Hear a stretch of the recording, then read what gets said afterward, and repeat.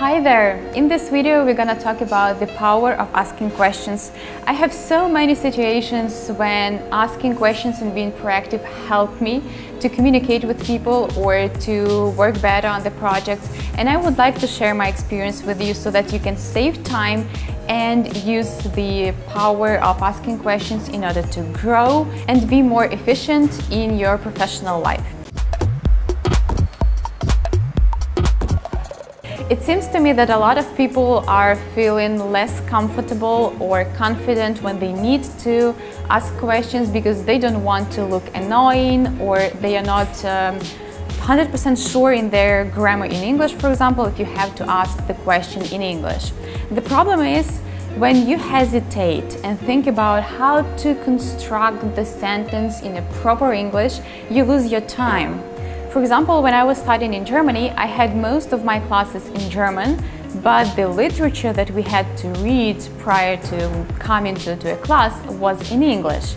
So my brain had to, work with two foreign languages at a time, reading in English and then replying to questions in German. And while I was thinking about how to construct this sentence in German correctly, someone from Germans just raised his or her hand and provided the correct answer. And I felt really bad because I was preparing myself for the class. I invested my time and efforts in order to be prepared, and then I didn't manage to show the teacher or the rest of the group that I'm actually here and I would like to be involved in the discussion. So don't make this mistake, and if you're not sure in your grammar, just try saying the sentence as it is. You can improve it afterwards and analyze or ask for some feedback. Asking for feedback in terms of learning a language is of paramount importance, and I was talking about that in one of the previous videos regarding how you can improve and practice your English using your smartphone apps. So if you haven't watched that video, you can do it after watching this video. And don't forget to ask for feedback whenever you feel that you have some weak points in terms of grammar or vocabulary. There is another story that I really love. Is connected with asking questions and feeling ashamed or feeling that you are kind of annoying if you're gonna ask those questions that you have in mind. So when I was one of the Ukrainian youth delegates to the United Nations back in 2015, when we actually arrived to the UN headquarters in New York, we were firstly introduced as Ukrainian youth delegates at the permanent mission of Ukraine to the United Nations. There were 3 of us, and each had his or her own supervisor, but at first we got together jointly with the diplomats, and we were discussing generally what is on agenda, what we're gonna do, what is of interest for us, like what actually we would like to be involved in. And then one of the diplomats said, "So guys, you listened to what is going on in here and what is going to be on agenda for the next couple of weeks. Do you have questions?" And we said, "No, we don't." I thought, well, probably those questions that I have are kind of silly because no one is asking them, so probably it's better to keep silence and ask, for example, my colleagues afterwards. But then the diplomat said, like, guys, if you don't have questions, that scares me a lot. Because you are not experienced and the questions that we have just discussed are really serious and important. So what's the matter with you? Why don't you have those questions? After that, I considered asking questions a bit more, but still it took me some time to realize that this is a really powerful tool in terms of, networking with people or communicating with them, and then also establishing strong partnerships.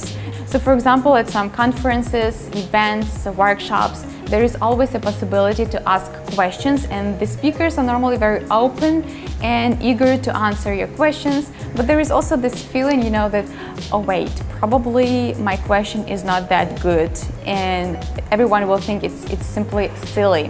But then the question that you had in your mind is being asked by someone else and the speaker says, "Well, this is a good question, thanks for asking." I know this feeling, and this is really frustrating because you could be this person who asked a really good question. So whenever you hesitate, don't do this. I know it sounds really crazy and hard, but whenever you start doing these small steps in order to have a big difference, you feel that you can do practically anything and ask any question that you have in mind and approach every single person that you are interested in communicating with. A few months ago, I participated in a conference and asked a speaker a question that was of interest to me. And when I got some feedback that I was looking for, the organizers presented t-shirts for the ones who asked a question, so I got my present after the conference. But more than that, I got connected with the speaker, and even by now we are communicating on social media, and I'm asking her for some further advice, and she is more than happy to answer all of the questions that I have and to support me. So this is also the way to network with people and get some more deep feedback on your projects, for example, or on the development of your company. It can be whatever, but talking to people is crucial nowadays. And you can be really smart and intelligent, but if you don't speak, if you don't communicate with people, there will be no one who would appreciate it, no one who would, ask for help because you're a good expert, and so on and so forth. Wrapping up, asking questions is really rewarding, and once you try to practice it, you will feel the difference. In the comments below, you can share your experience regarding asking questions, telling your stories, how it helped you in terms of connecting with people or finding out the necessary information that you were looking for.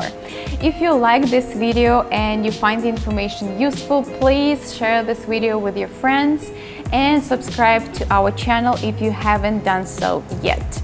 See you around!